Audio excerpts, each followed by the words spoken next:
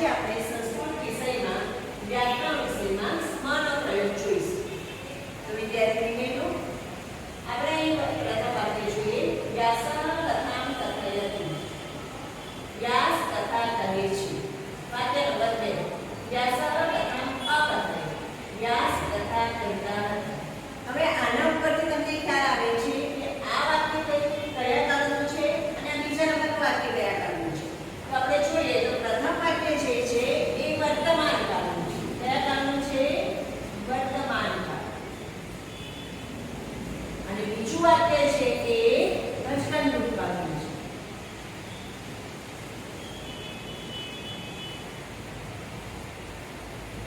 આપણે હસ્તન ભૂતકાળના રૂપો શીખી ગયા છે. તો અકથયત જે ક્રિયાપદ છે એ હસ્તન ભૂતકાળમાં વપરાય છે અને એ પ્રમાણે આ વાક્ય પણ ભૂતકાળનું બને છે.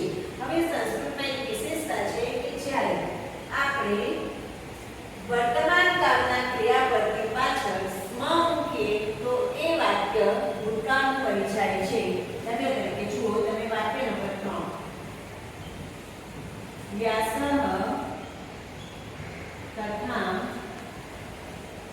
કથયતિ સ્મ. શું થયું? કથયતિ છે એની પાછળ આપણે સ્મ મૂક્યો છે. હવે શું એનું ગુજરાતી?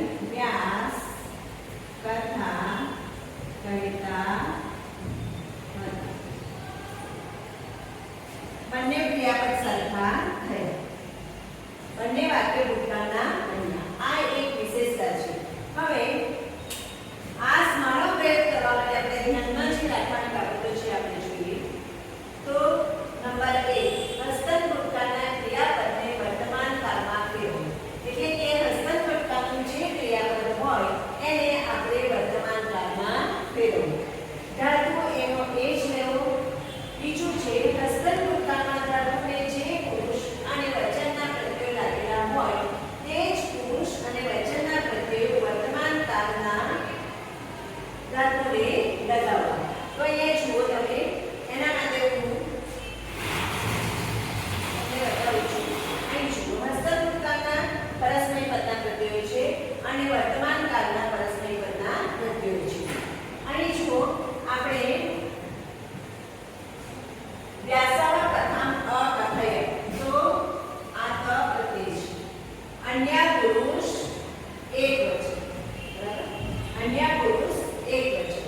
તો વર્તમાન કાળમાં પણ આપણે અન્ય પુરુષ એકવચનનો પ્રત્યય લેવો. તો જે પુરુષ અને જે વચન. તો આમાં અન્ય પુરુષ એકવચન તો એકવચન તો પ્રત્યય એ જ આપણે લેવાનું. તો અહીંયા ત પ્રત્યય છે તો પ્રત્યય શું આવશે? તિ. હવે જુઓ અહીંયા આ પ્રત્યય ત છે અહીંયાથી થયું. હવે બીજી એક વાત ધ્યાનમાં રાખવાની છે કે હસ્તન ભૂતકાળમાં આપણે જ્યારે પણ ધાતુને વિકરણ પ્રત્યય લગાવીએ છીએ, કામનો પ્રત્યય લગાવીએ છીએ ત્યારે ધાતુની આગળ અ લગાવીએ છીએ. બરાબર? તો આ જે અ છે વર્તમાન કાળમાં લાગશે નહીં. એટલે આને આપણે અહીં દૂર કરવાનું છે. શું આવશે? કથયતિ. ત્યાર પછી છેલ્લી વાત છે વર્તમાન કાળના ક્રિયાપદને લગાવ્યા પછી અંતે સ્મ લગાવવું. એટલે આપણે ક્રિયાપદ લગાવી દીધું છે વર્તમાન કાળનું કથયતિ. ત્યાર પછી એની પાછળ લગાવવાનું છે સ્મ. એટલે અહીં આ સ્મનો પ્રયોગ થઈ ગયો. એટલે સંસ્કૃતમાં આ એક વિશિષ્ટ છે વાત કે જે ભૂતકાળની ભૂત છે હસ્તન ભૂતકાળ તેને આપણે વર્તમાન કાળમાં વાપરી શકીએ છીએ અને તેની પાછળ સ્મનો પ્રયોગ કરવાથી એ વાક્ય ભૂતકાળનું બની જાય છે. એ વર્તમાન